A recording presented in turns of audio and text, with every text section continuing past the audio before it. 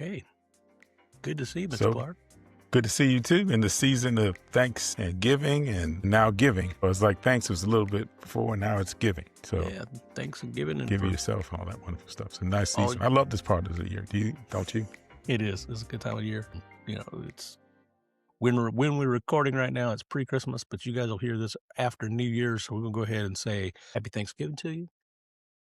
Merry Christmas. Happy Hanukkah. Hanukkah, Kwanzaa. Happy Kwanzaa, Happy And Ramadan, Ramadan. There you go. And Happy New Year. I'm sure we've and Happy New forgotten Year, something, but and Happy New Year. we're happy to you all, whatever you celebrate. It's all And if good. you're really late, Happy Thanksgiving. Go get a gift. If you're really, really right. Wow, it's been a while since we've done this, and I am been Yeah. missing it actually, because I don't know Me about too. you, but I think this is as much therapy for me as it is a podcast. To be honest and true. I honestly think that's true. We are both therapists for each other. And for you, the listener, if you want us to be, you can always engage, and we do our best to try to get you the best advice or what we're thinking is best advice at the time. So the disclaimer is we're not doctors, we're not lawyers, we are IT professional. Our opinion comes with what we have learned over our years. You should always check it and find out if you want to look at and get a second opinion if you want to. But we're trying to give you the best advice we have, and some of it we've lived through. So there's always that expertise. That's true. That is true. So, man, it's been an eventful time here while we've been out Yes. of regular recording. So, what's going on with you, man? Talk to him. The thing that's going on with me is mom is getting better with the way her medication's working. Yeah. Well, I've had a couple of adventures with my security system. Had one today, actually. We had to rearrange an appointment. And, just trying to navigate the holidays when you have loved ones like myself who are in facilities or limited in mobility and what they can do, you have to adjust, kind of rolling with the punches. So I know you do some of that too. Absolutely. Yeah. There's a lot. A lot going on. I've been traveling up and down the upstate of South Carolina this the last month or so. I had a lot of stuff happening. We'll get into details about that, but short of it is my dad has moved houses. If you're a regular listener, you've heard the saga of me trying to find a new home for him near my brother.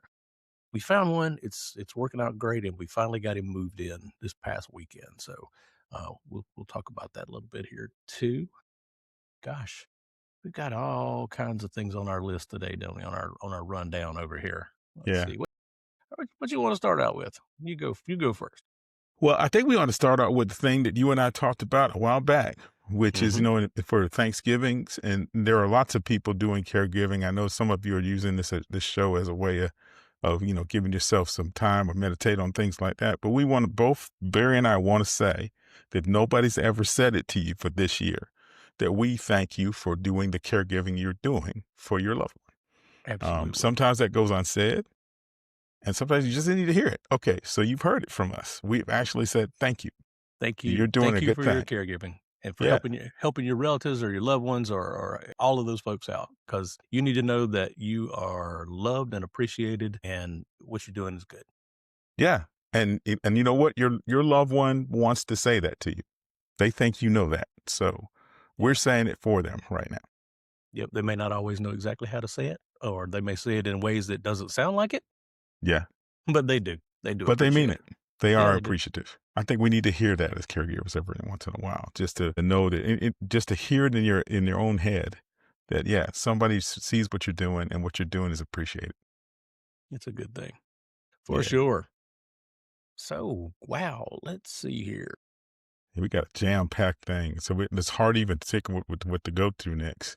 Yeah. But I want to tell you, I was really intrigued by your want system. And I think you need to explain it to the viewers because I think it's a good thing. Now, all you caregivers, don't tell nobody else. I know y'all, but no, I'm just kidding. Y'all, you probably own the caregiver, but yeah, you want to hear these rules because I think they were really cool about how you handle things. All right, cool. So I'm gonna give you a little background. I'm gonna try not to get too wordy on it, but here's the deal. My dad, God love him, he has a certain vocabulary in the way that he uses when he has a need, or he has more of he has a want. He has something that he thinks needs doing. And what he will say to you is, "Hey, listen, I want you to do X, and X might be log on to Amazon and order me this bizarre thing that he saw on a TV commercial the other day. It might be looking up some administrative detail. It might be calling the bank and asking a question that he doesn't feel comfortable asking the bank about. It might be ordering a fishing lure that he just thought of at the moment. I mean, it's all over the place, but it comes out as, "Hey, I want you to do this."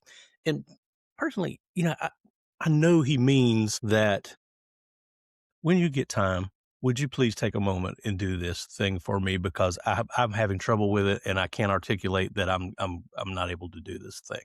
So I know that intellectually, but there's always a but. Now, But that's not what I hear. And the thing is there's a timing aspect to this too, because usually I get the I wants after I've been at his house, maybe, or I've been on the phone doing a long series of things for him. Usually it's near the end of the day when I'm maybe three-quarters of the way through whatever big task we're working on or thing we're trying to accomplish. And I'll be heads down, my brain's into the process. I'm working on the thing and I'll get, hey, next time you're here, I want you to do this, this, this, and this. God help me. My head wants to explode at that point when I hear that. And it's not that I mind doing the thing 9 times out of 10, it's not a big deal. But it's like, all right, I'm doing this thing for you that you asked me to do, and you're interrupting me to ask me to do this other thing in the future that may or may not actually need to happen. It might just be a whim. It might not be a need. It might be just something I thought of and I've tried to work on a way, and I think I have worked up a way to approach this better now, other than letting my head explode. Nobody wants to see that. It's bad. yeah, I've read your rules. I love them. Yeah. So here's what we're gonna do. What I'm gonna try to do in the future with the I want problem, as I like to call it, is one thing is try to listen, but and then there's a couple little filters on this. First thing is I'm creating myself a list in my task list thing that I have. I use Apple Reminders. I'm a big fan of that. Some people use a piece of paper or a little notebook or notes or something, but I use Apple Reminders. I've made myself a list, and I call it the dad parking lot. So what I'm trying to do is whenever I encounter those I wants while I'm in the middle of something, I'm just going to stop doing what I'm doing and I'm going to write it down on my list. I'm going to put it in my list and I'll say, Dad, I can tell you what, I'm going to put that in the parking lot when I get finished with this, or we'll talk about that later. I want to make sure I capture it before we get going. Nothing fancy. This is just one little inbox, drop stuff in there. So my phrase hopefully will be, let's put that on the list and we'll review it after I finish this thing that I'm doing. So, that seems reasonable, right? My brain, I think my brain's going to thank me for that later because all those interruptions, I don't like to miss something. I like to get it on my list somehow or another. So I think that'll help me. My brother, kind of helps out with a lot of stuff too. And I'm going to let him know about this list thing that we got going on to kind of help keep up with things. But what I want to do with that list is about once a week or so, and if none of these are urgent usually, but just something that's going to happen eventually. Once a week or so, I want to review that list and go through and put a little filter on it. And the filter may be, is this nuts? Is this something he just thought of out of the blue? Is this a real need? And honestly, my own filters are, is this something that he wants that I don't really agree with here? And I'm not sure I want to spend the time to do this thing because I'm not sure it's a real need. And what I've been doing with that lately, and I'm going to add this to this filter, is what I call the 3 times rule. If it's one of those questionable items or questionable tasks, I wait till he asks for it 3 times before I actually do it, because there's a lot of cases where it's just a whim. It's just something that popped in his head. And if I run after every one of those, I'm going to go nuts. So I've only got so much self-control. I've only got so much energy, and I'm going to try to help use this new system and these filters to kind of help me determine what's something that really needs to happen and when does it really need to happen. Just like really any kind of other productivity system. One I like to think of is called getting things done. But I David can't Allen, help myself. I think this is a great rule. I think it's a great rule because I know you and I have talked about things where we heard somebody say, well, this is what I want. And we did it. And then they went, okay. right, It was like right. well, I went through all of this to get it done.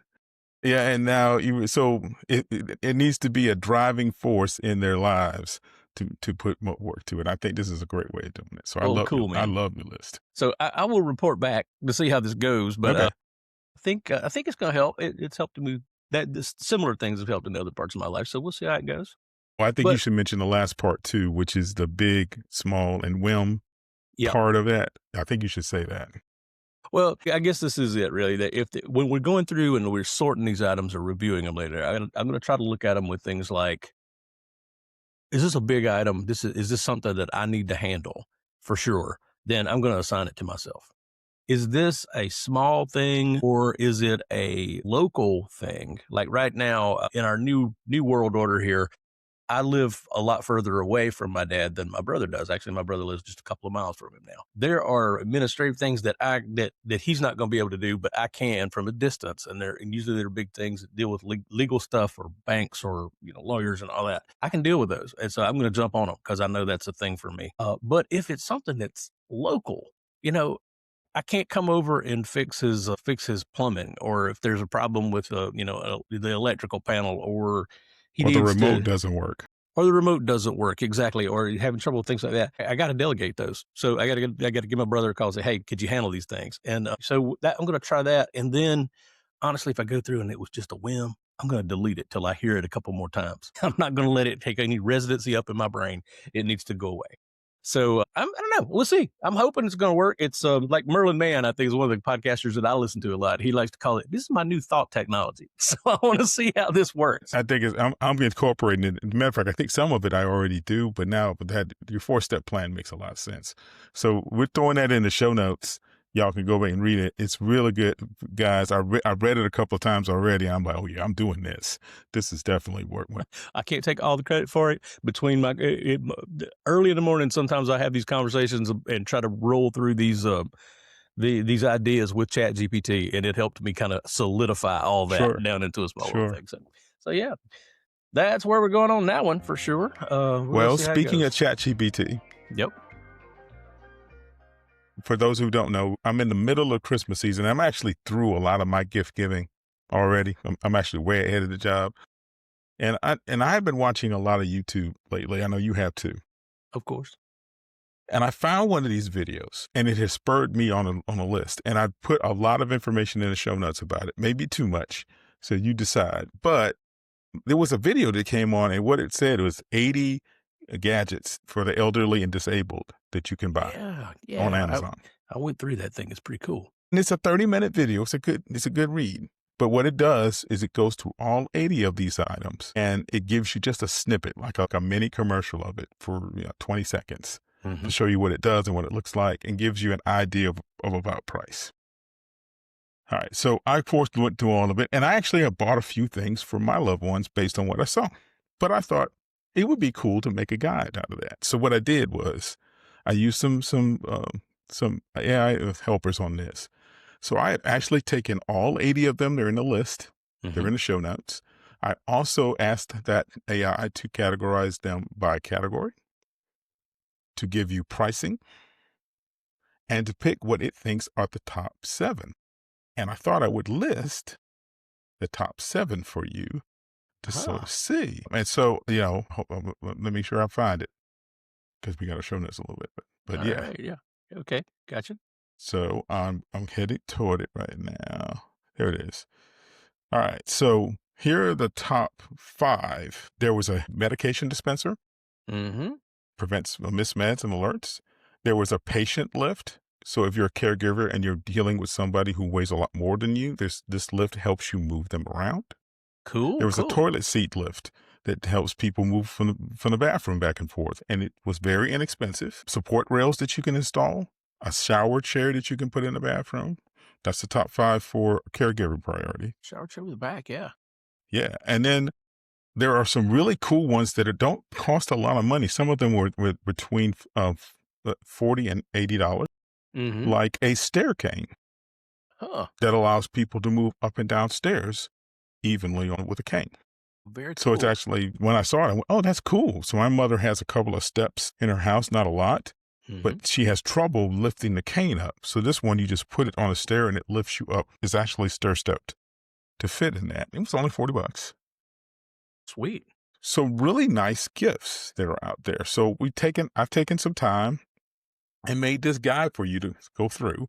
I've also put the video in if you want to look at the video. It's from an organization called Home Fix. Have a lot of viewers, like 22,000 viewers on it. But it was so some of them are insanely expensive, and you wouldn't want to do it, like a power wheelchair. If you need that, I guess there's something you can get. All of them apparently are things you can get off of Amazon, so you can order them from Amazon. Man, there's all And kind there of are cool things 80 on of this them. list.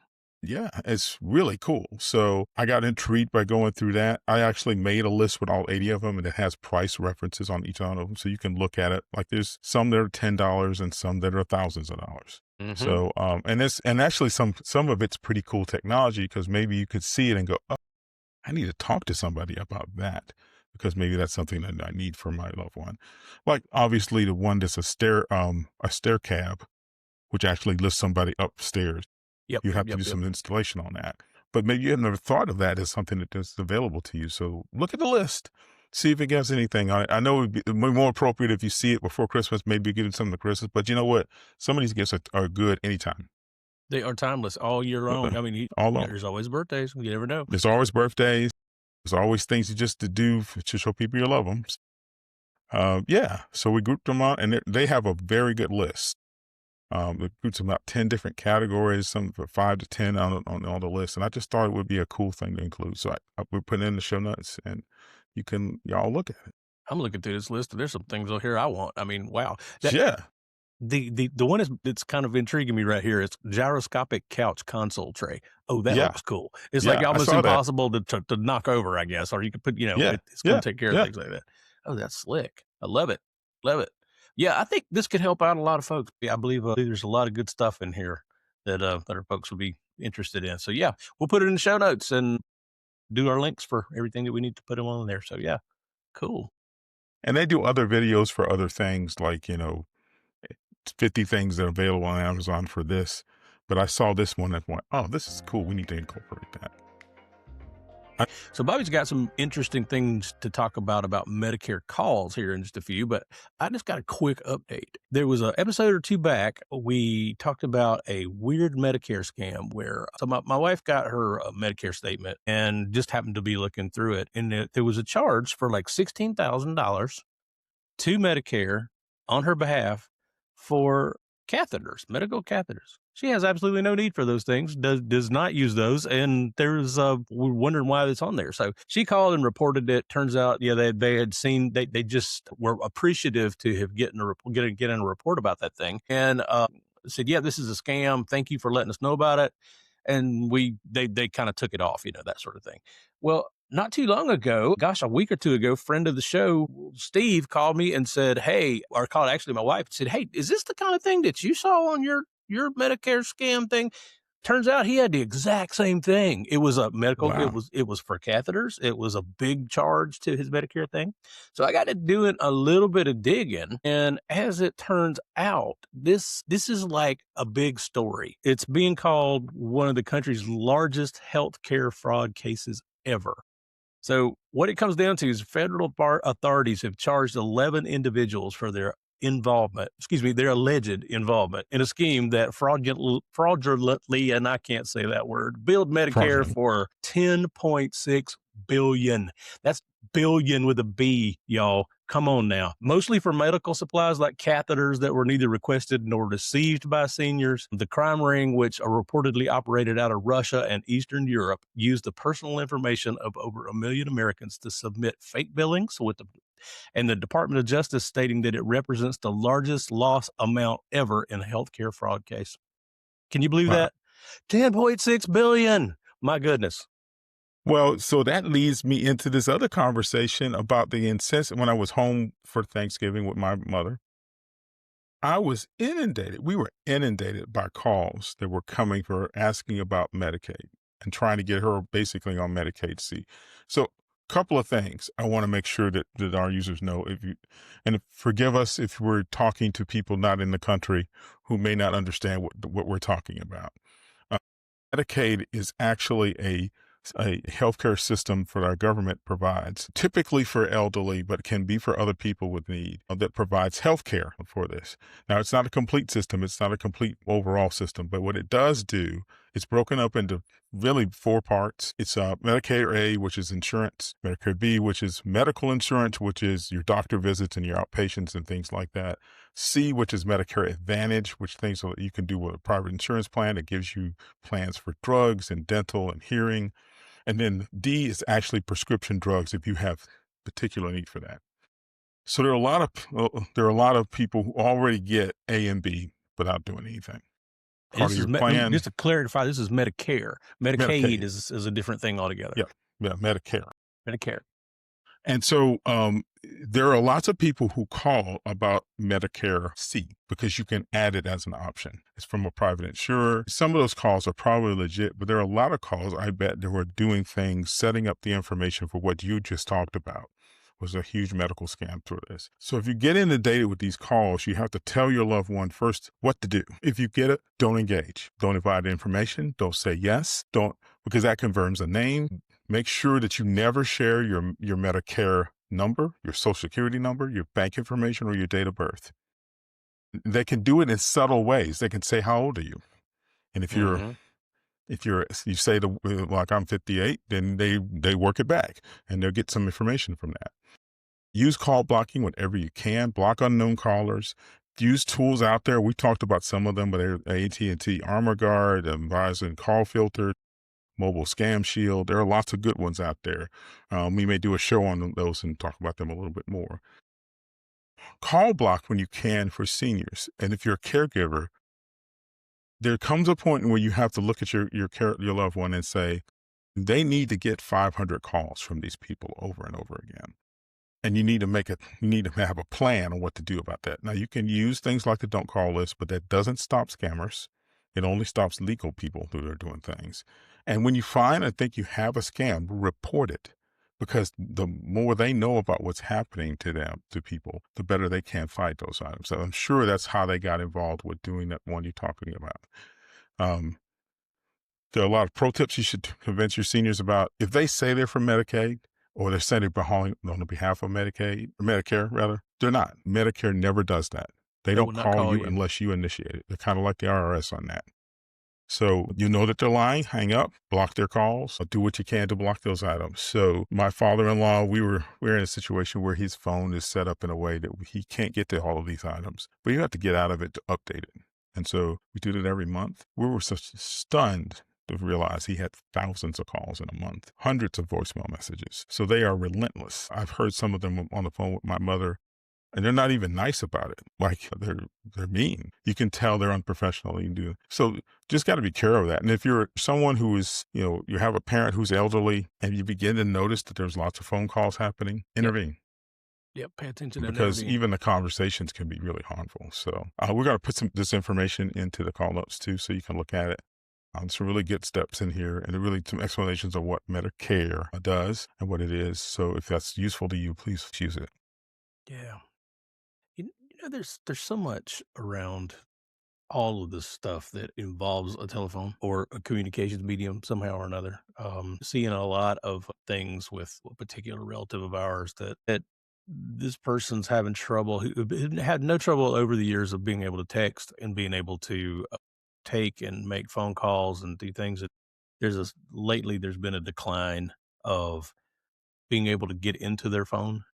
Like they know they've known the code for years, and all of a sudden the code come every once in a while just disappears. They in their brain they can't get there.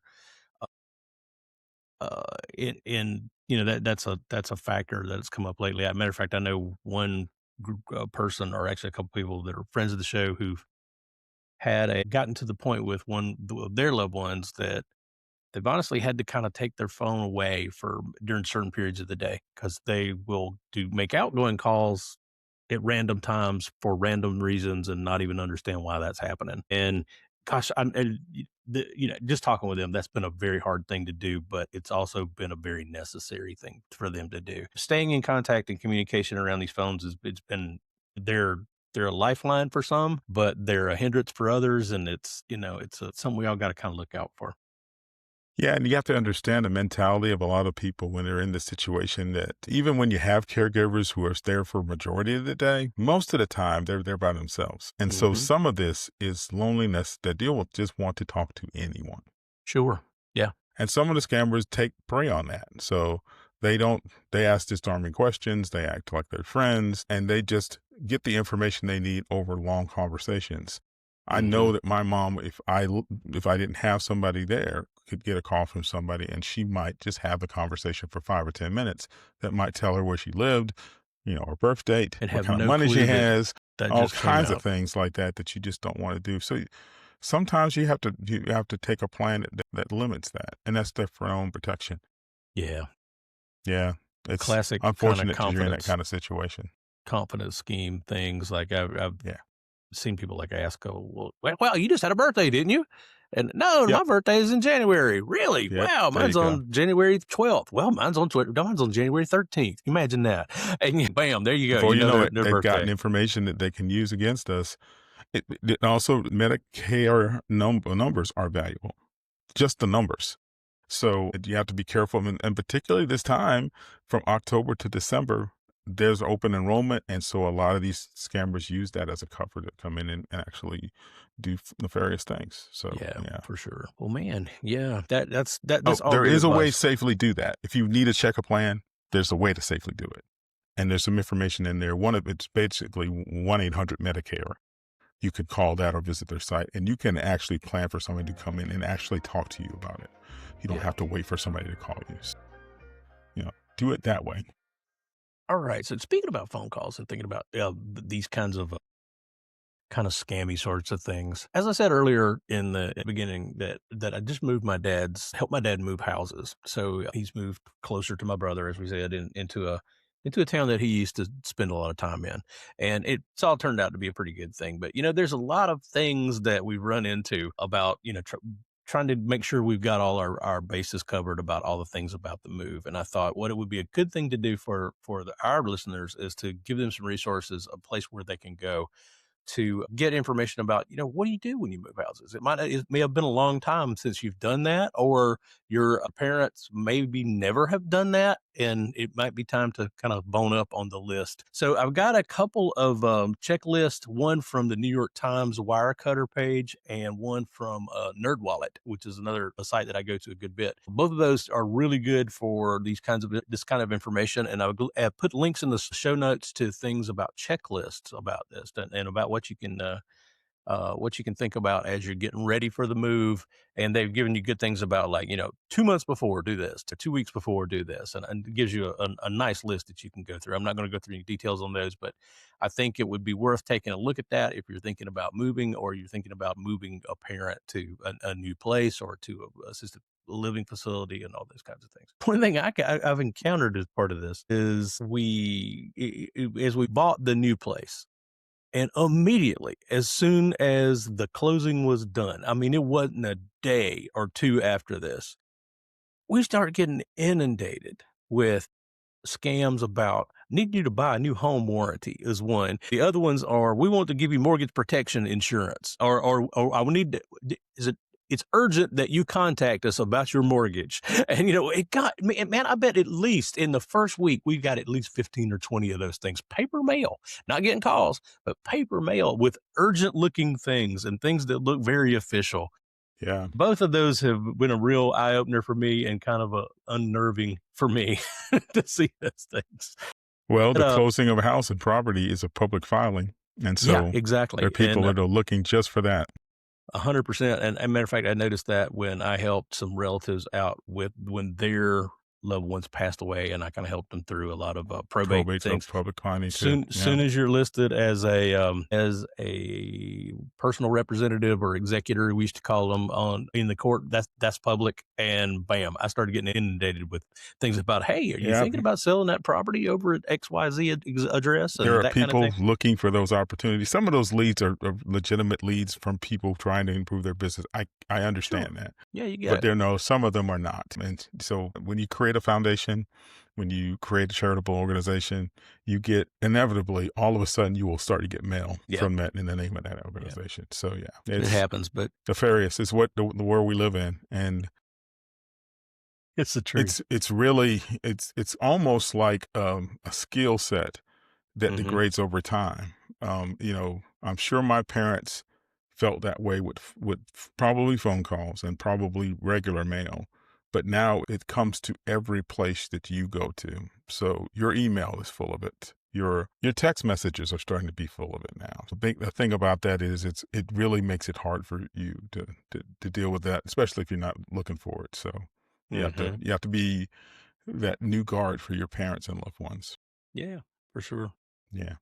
Well, there's some other things about the move too that they're not necessarily on a move ultimate moving checklist that like some of these things that I'm going to point you to, but things that I've run into kind of on I don't know, an elder tech direction that I've encountered. So one things that I thought was going to be my biggest hurdle was moving the TV and getting the TV to work properly. All right, so Yeah. that doesn't sound like a big deal, but you know how it is. Well, yeah, I know how it is. And my dad is actually having to go through a change on this because things are not didn't work out exactly like I wanted them to. So I'm gonna go ahead and call out a company. My dad has Spectrum for his TV and internet. Now, and I'm not calling them out in a bad way. I'm calling them out actually in a good way. So I did a little lurking a couple of weeks ahead of the move and called those guys, and they were really good. They said, "Where are you going to go to?" I told them, said, "Oh, we already have Spectrum there. That's fantastic." So what do I need to do? So all you got to do is pick up your equipment, take it up there, plug it in, Oh, that's good. and on that day it's going to work. And sure did. It actually worked. I just plugged in the modem. I have a router that plugs into the Spectrum modem. I took it with me. I plugged it in. The TV automatically saw it as far because it's a smart TV and it connects to it over the internet. So it connects to a lot of things over the internet. So it just automatically saw that. His laptop automatically saw it when I got it installed and put in the right place and arranged exactly like it was at the old house, that kinds of stuff, those kinds of things. So what made that happen was one, we had a company that was made it really easy to go move your equipment. The other Yeah. thing is that when I moved the equipment, I had a separate router that was my router or that I had set up that the SSIDs, like the wireless access points names and passwords didn't change. So everything that was adjusted to that just actually moved with us and just turned right back on. That was a cool thing. One thing that I did run into in this is that where in his old house, he had a TV that was actually connected to a cable box, a Spectrum cable box. And he liked to watch all his TV that way because it was familiar. He had the big remote that had 7,000 buttons on it, and he knew where every one of the buttons were, and he did a great job with that. But when we moved to the new house, there were coax cables all over the house, like you do it like back in the day. This place Yeah. didn't have it, everything. So what we did was we were able to load up the Spectrum app on his smart TV, and he can get to all the same channels to do that. But there is a little bit of a learning curve. He's actually doing great with it. He's doing better than I thought he was going to do with it. Of going from a 7,000 button remote down to I'll go ahead and say it is a Roku TV, which is a very small remote. It has a handful of buttons on it, and you can get anywhere you and do anything you need to do. But it is a learning curve. That's something to think about if you're going to change out from traditional cable systems to something that's over the internet. So that was something I ran into. Other things are like different heating systems. So in his older house, he had a traditional HVAC with a thermostat on the wall and all the things, and he was used to doing that. We had put him a smart thermostat a year or two back, and he actually just uses it like a regular old thermostat. He doesn't like it when it changes on its own, so he likes to push the buttons in the morning and get it to be a certain temperature and that kind of thing. The new house has a completely different system. It's a mini split system. It has multiple heads in different rooms, and you have a remote to change everything. Uh, So, which is actually slick in a lot of ways, but it's a different pattern. yeah, when any change makes it difficult sometimes. Yeah, So yeah. So it's taken him a few days to get used to that, but after he called me a couple of times in the middle of the evening, and one time I just had to say, "Listen, hey, Brad has a mini split system. Go over there and see him. Give him a call. He's 2 miles away. He can come look at this thing." delegate. Yeah, delegate, exactly. And that actually worked. So he called me the next day. Said, "Yep, we got it straightened out. I think I understand it now. It's just completely different. It's not bad. It just takes a little longer to catch up and do the thing." I'm like, "Okay, that's wonderful." So, all right, so that's heating systems. Other things you don't think about is you'd think by this day and age, microwaves would all be standard. They're not. No. So they're not there, No. but luckily his was very close and he was able to pick it up really quickly. Um, his range, his stove, oven, that kind of thing is he went from an electric uh, range to a gas range. So that's a little different for Yeah. him. And he's always wanted to cook on one of those, but it was a little bit of a learning curve. My brother, who actually has a gas range, came over, kind of walked him through how it's different, how you actually have to have an igniter to light the burners and all that. And he's doing great with it. It's beautiful, but that was a big change. And then lastly, I'm sure there's hundreds of other things, but technologically, one of the last things is the dishwasher. He had a kind of more of a traditional dishwasher with a couple of buttons on the front, and he loved it. It was great. This is the one of those where all the buttons are on the top, where you have to hit every button before you close it, and it is a different animal. It really is. Hmm. Yeah. So one thing I recommend if you're helping somebody like that is take pictures of every control Everything. panel everywhere. Everything. Everything. Everything. I have pictures of the heat remotes. I have pictures of the control systems on the stove, or the And decide microwave, everything. what rooms are called the room. If Yes. it's this is the living room, this is the den. Believe me, if you're trying to do it over phone, it Yep. Yep. Yep. Yep. that's not the den, that's the living area. I mean, you do need to so decide. Yep. That has been a thing too. It really has. Well, case in point, there's one room that some kids. It used to be a kid's bedroom, and there's a picture of a moose on a piece of art on the wall. And I've been calling it the moose room because and he's like, "What are Yeah. you talking about?" I said, Yeah. "Go in there and look on the wall." Oh, I see. It's the moose room. Yeah. Okay, I get this. Yeah. Common But yeah. terminology helps always. Oh yeah, proper. Yeah. And what I call this a new house for him, but the house itself is actually kind of old. It's like it was built in the 40s, but it's been remodeled multiple times, and it's actually fairly modern. But the wiring in it is weird, and there's a million light switches that do things that you don't think that they should do Yeah. at the place that they're located. And so there's a lot of that going on. I've been taking pictures of the inside of the electrical panels, so I know where that kind of stuff is and what the major appliances brands are and the model numbers and all that. And I highly recommend that to anybody who is going through this sort of thing. Get as much detail as you can and stick it away in wherever you keep your notes. But take pictures. Use that Yeah. cell phone. Certainly helps.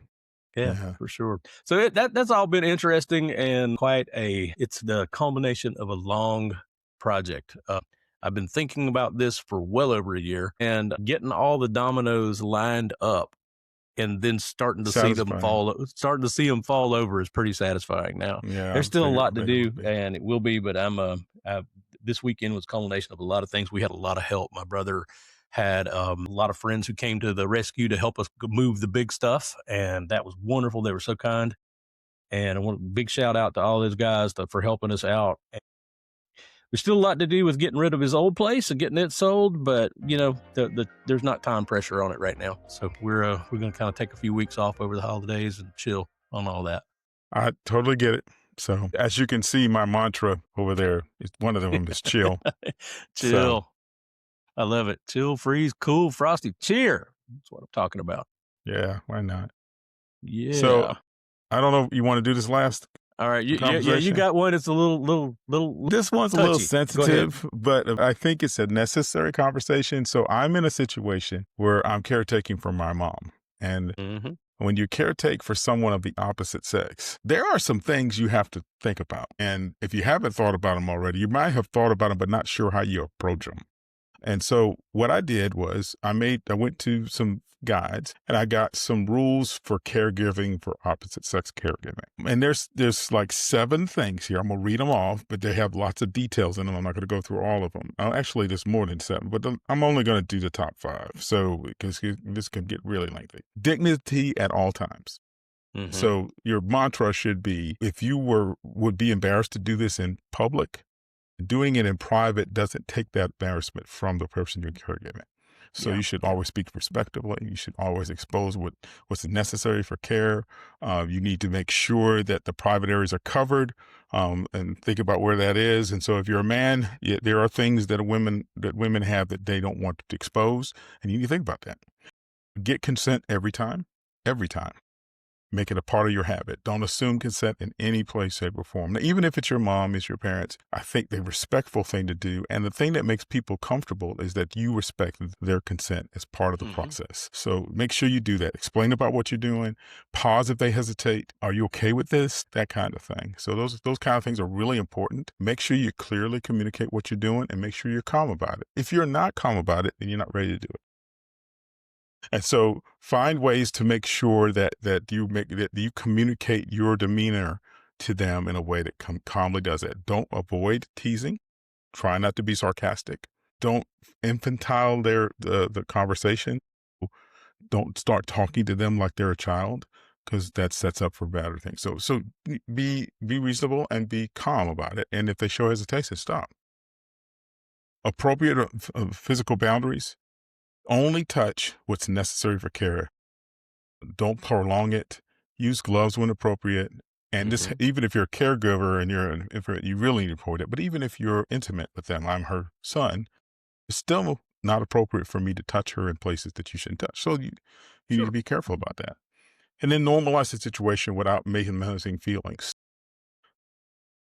You don't want to dismiss this by saying this is not a big deal or you shouldn't feel that way, but you also want to make sure you acknowledge your feelings, and then make sure your privacy and modesty tools are available. So use chairs, use towels, use adaptive clothing, use screens when you can. And there's a lot of list of other things on here that have similar kinds of motivations, but I think this was a really good list for me to say, yeah, it also affirmed some of the feelings I had, because I'm probably pretty protective of her, but hearing and seeing this from other people made me think, oh, this is something that I need to pay attention to. So it's just something down there to pay attention with.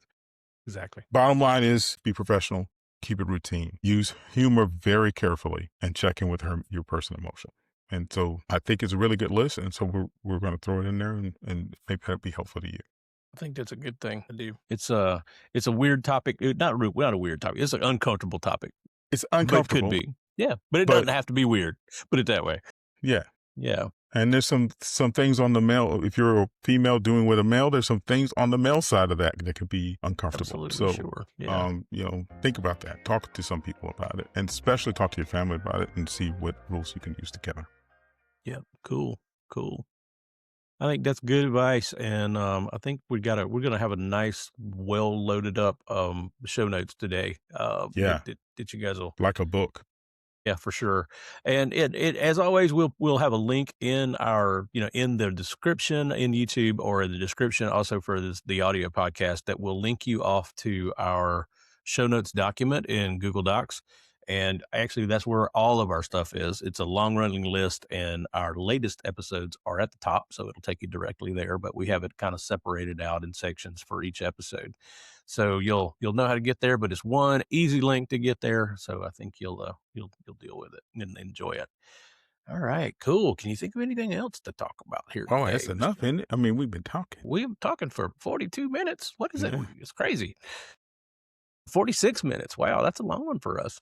But yeah, I'm sure there's a lot of details on all of this stuff that we could go into more deeply. But for now, I think this is pretty good. We will hopefully get this out. You should be listening to this early in January, and then we should be back to our regular schedule after that of every other week. We'll try to get a new episode out. And as always, if you like what we're doing, if the information here is helping you, please give us a positive review on Apple Podcast or Spotify or wherever you listen to podcasts. And we can always use the thumbs up and the engagement on YouTube. Ask us a question. Leave us a comment. All that is good for the algorithm, and it helps us get a wider reach. Overall, help us help you. Put it that Yeah. way. There you Grow go. the community. You grow the community for sure. All right. Thank you. I am Barry, and this is Bobby for Care Tech and Tips. So take care. Y'all have a great holiday, and we'll see you next time on next episode. All right. Bye now. Bye now.